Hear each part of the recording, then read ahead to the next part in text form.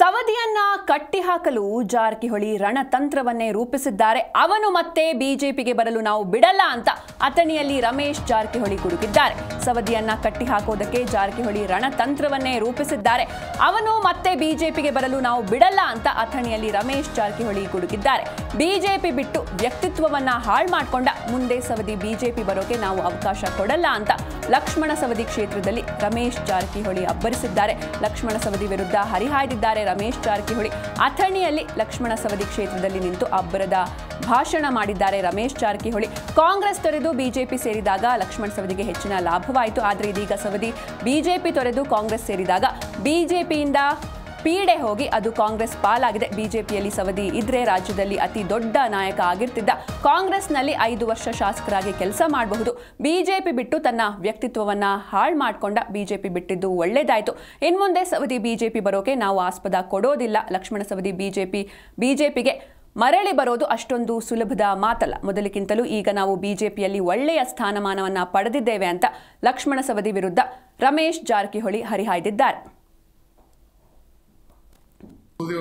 ಅವ್ನ ಕಲಾಕಾರ ಮುತ್ತಿನ ಮಾತಕ್ಕೆ ನೀವು ಒಟ್ಟ ಇದು ಮಾಡಬೇಡ್ರಿ. ಮತ್ತೀಗ ಬಾಬಾ ಹೇಳ್ತಾ ನಾವು ಇವತ್ತು ಯಾವ ಉದಯವಾಣಿ ಯಾವ ಪೇಪರ್ ಓದ್ನಿ ಅದು ನಾನೇನು ಡಿ ಸಿ ಆಕಾಂಕ್ಷೆ ಅಲ್ಲ.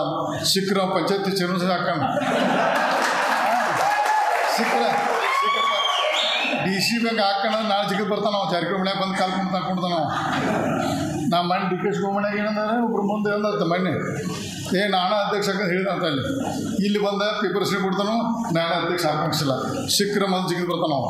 ಇವತ್ತು ರಾಜ್ಯದಾಗ ಏನಾರ ಅವ್ನ ಮಾತು ಕೇಳಿ ಹಾಳಾದವು.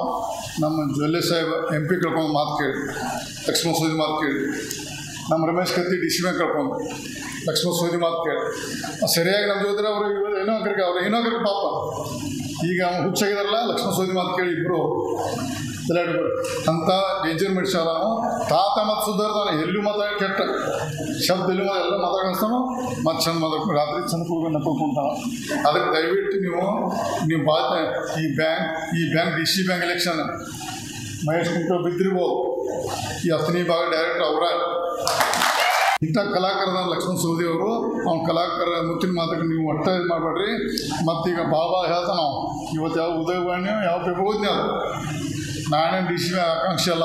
ಸಿಕ್ಕರ ಪಂಚಾಯತಿ ಚೇರ್ಮನ್